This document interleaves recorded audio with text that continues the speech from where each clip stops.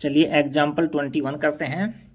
मान लीजिए कि एफ एक्स से वाई में एक फलन है एक्स में R A comma B such that F of A equal to F of B द्वारा प्रदत्त एक संबंध आर परिभाषित कीजिए। जांच कीजिए क्या आर एक तुल्यता संबंध है। तो देखिए फंक्शन है, इसका डोमेन एक्स है और जो रेंज है यानी कोडोमेन है वो वाई है। और रिलेशन इस तरह से डिफाइन है ए कोमा बी यानी क्रमित युग्म है, ये ऑर्डर्ड पेयर में है such that F of A equal to में एफ ऑफ बी। तो हमको तुल्यता की जांच करने के लिए पहले हम समतुल्यता की जांच करेंगे। तो एक नंबर पर हम समतुल्यता की जांच करते हैं। समतुल्यता की जांच, समतुल्यता की जांच। इसके लिए हम कोई ए एलिमेंट लेते हैं एक्स में से। तो माना मैंने कोई ए एलिमेंट उठा लिया, कहाँ से, एक्स में से उठाया, बिलोंग करता है ए में से उठा लिया। तो चूंकि ए कोमा ए तो बिलोंग करेगा आर से, ये मैंने डायरेक्ट लिख दिया। क्यों लिखा है इसका कारण पीछे दे रहा हूँ मैं, क्योंकि इसमें एफ ऑफ ए है ना, नियम ये है कि एफ ऑफ ए बराबर एफ ऑफ बी, तो बी की जगह भी यही पुट करेंगे। तो क्योंकि एफ ऑफ ए बराबर एफ ऑफ बी था यहाँ, तो यहाँ बी की जगह भी हमने ए डाल दिया इसमें, तो एफ ऑफ ए ये तो इक्वल होंगे। इसलिए क्या है, आर एक समतुल्य संबंध है, समतुल्य संबंध है। अब हम इसकी सम्मितता की जांच करेंगे, है ना। 2 नंबर पर हम क्या करेंगे, सम्मितता की जांच।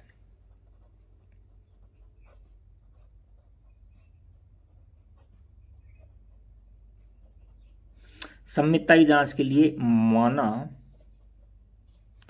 ए comma B belongs to capital X, इसमें से मैंने 2 एलिमेंट ले लिए, है कि नहीं, और इस प्रकार से लिया कि एफ ऑफ ए बराबर में एफ ऑफ बी के बराबर लिए हैं। तो हमको बी कोमा ए उल्टा उसका प्रूव करके दिखाना पड़ेगा। तो चूंकि यहाँ लेंगे हम, चूंकि A comma B belongs to R, क्योंकि ये हमको दे रखा है कि एफ ऑफ ए है जो बराबर है एफ ऑफ बी के। अब हमको एफ ऑफ बी बराबर एफ ऑफ ए करना है। तो चूंकि यदि एफ ऑफ ए एक बराबर है एफ ऑफ बी, तो एफ ऑफ बी भी एफ ऑफ ए के बराबर होगा,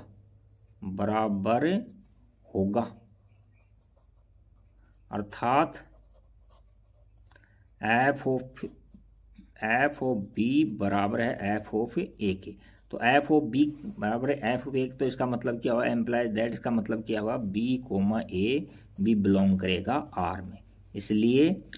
इसलिए आर है जो क्या है, आर सम्मित है। तीसरा, अब 3 एलिमेंट लेंगे इसमें से एक्स में से हम। तो यहाँ 3 नंबर ऐसे लेते हैं, माना A comma B comma C belongs to X इस प्रकार हैं कि A comma B belongs to R तथा B comma C belongs to R. ये सम्मितता की, संक्रामकता की परिभाषा के अनुसार इस तरह से लिए हमने। अब हमको A comma C belongs to R दिखाना पड़ेगा। तो यहाँ लिखेंगे चूंकि हमने क्या लिया, A comma B belongs to R implies that F of A बराबर में एफ ऑफ बी तथा B comma C belongs to R implies that F of B बराबर एफ ऑफ ए। तो चूंकि यहाँ देखो, चूंकि एफ ऑफ ए बराबर है एफ ऑफ बी के तथा एफ ऑफ बी है जो बराबर है एफ, या सी है, तथा एफ ऑफ बी है वो बराबर है एफ ऑफ सी के।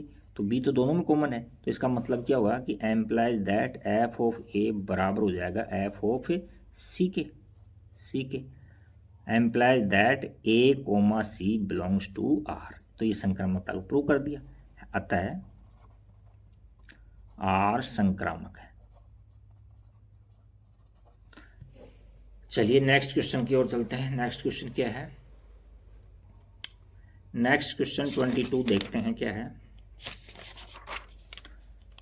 इसमें दे रखा है कि ए के अंदर दे रखा है 1 2 3 से श्योम तक सभी एक एक के संबंधों की जांच करनी है, एक एक की फलनों की जांच करनी है, तो इसमें ज़्यादा हार्ड है नहीं। देखो हमने पीछे क्वेश्चन किया था, कोई ए सेट इस तरह से था और 1 2 3 डॉट डॉट डॉट एन तक था। तो स्योम से स्योम में परिभाषित एक की संबंधों की संख्या क्या होती है? एन फैक्टोरियल होती है। एन फैक्टोरियल होती है या फैक्टोरियल एन कैसे दिखा दो। तो यहाँ 1 2 3 एलिमेंट हैं, तो इसमें स्योम तक परिभाषित ए से लेकर के स्योम तक परिभाषित एक के संबंधों की संख्या 3 फैक्टोरियल हो जाएगी। यानी ए से स्वयं तक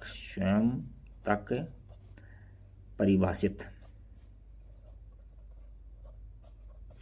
एक की फलनों की संख्या फैक्टोरियल 3 फैक्टोरियल होगी। तो 3 फैक्टोरियल को ओपन करोगे तो क्या हो जाएगा? 3 इंटू 2 इंटू 1 यानी 6 आ जाएगी। तो 6 उसकी संख्या हो जाएगी। नेक्स्ट क्वेश्चन नंबर है 23, देखते हैं। 23 के अंदर कह रखा है कि ए के अंदर 1 2 3 है, तब सिद्ध कीजिए कि संबंधों की संख्या 3 होगी जिसमें 1 2 और 2 3 हो और समतुल्य भी होना चाहिए और संक्रामक भी होना चाहिए, लेकिन सममित नहीं होना चाहिए। तो सबसे पहले हमको ए दे रखा है, इसमें ज़्यादा हार्ड है नहीं। ए के लिए हम 1 2 3 ले लेते हैं और हम ए क्रॉस ए लेंगे, ए क्रॉस ए निकालेंगे तो देखो क्या क्या मिलेगा आपको।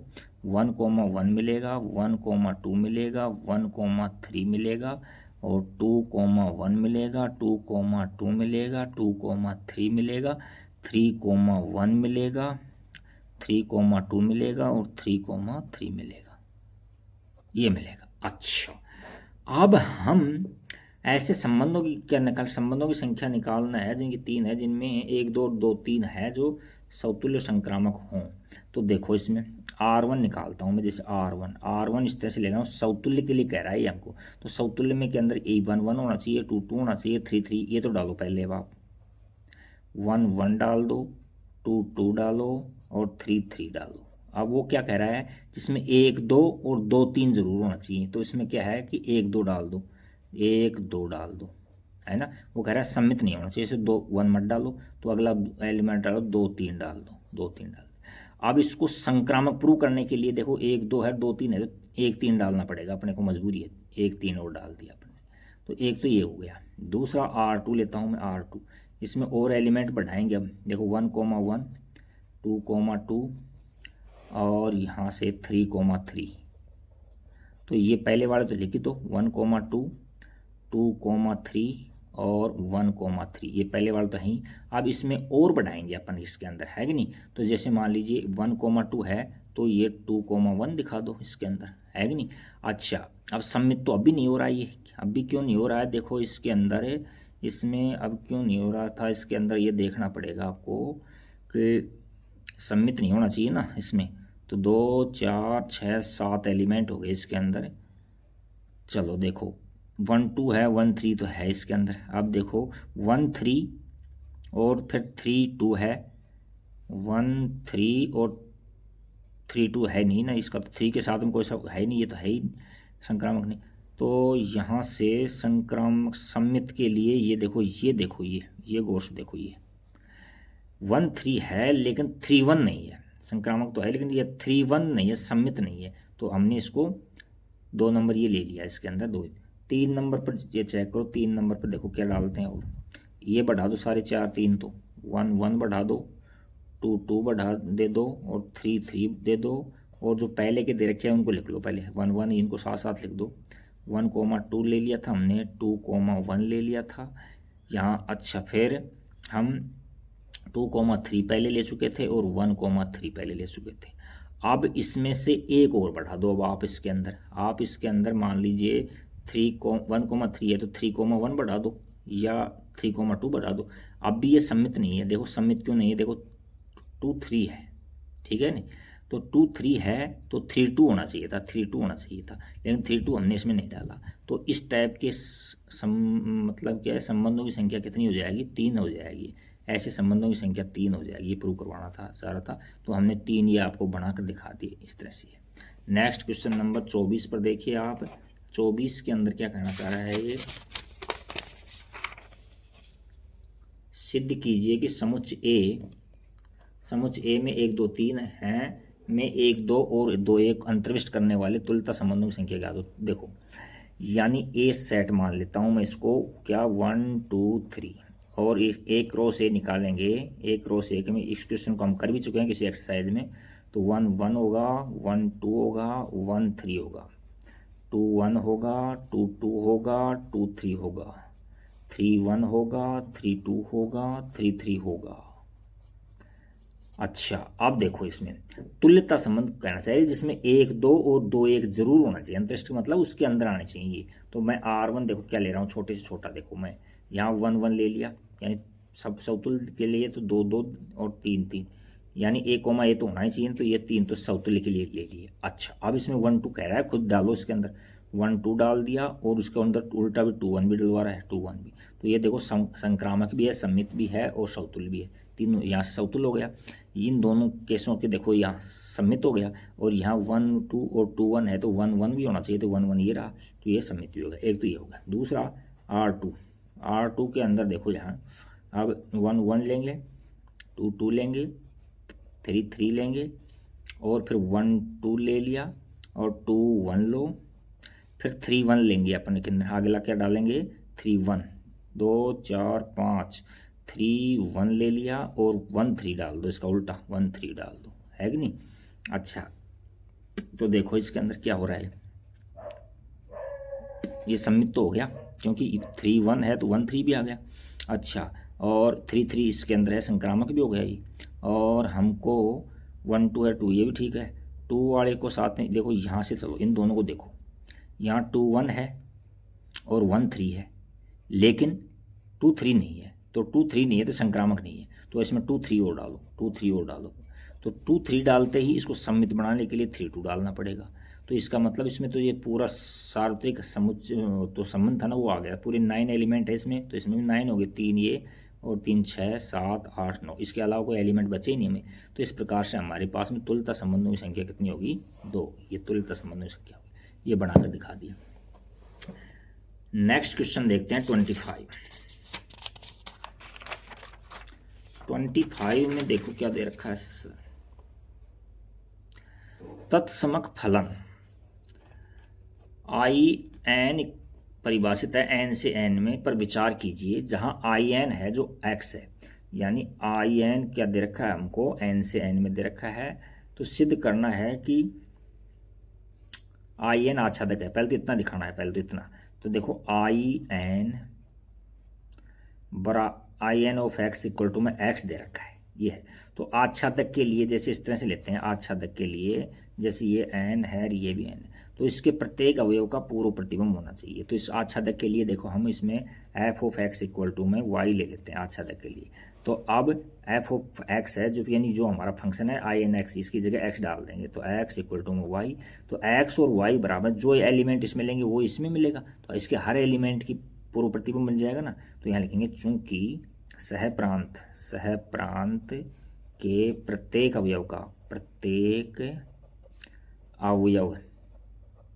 की प्रांत में पूर्व प्रतिबिंब है, सह प्रांत के प्रत्येक अवयव का प्रांत में पूर्व प्रतिबिंब है,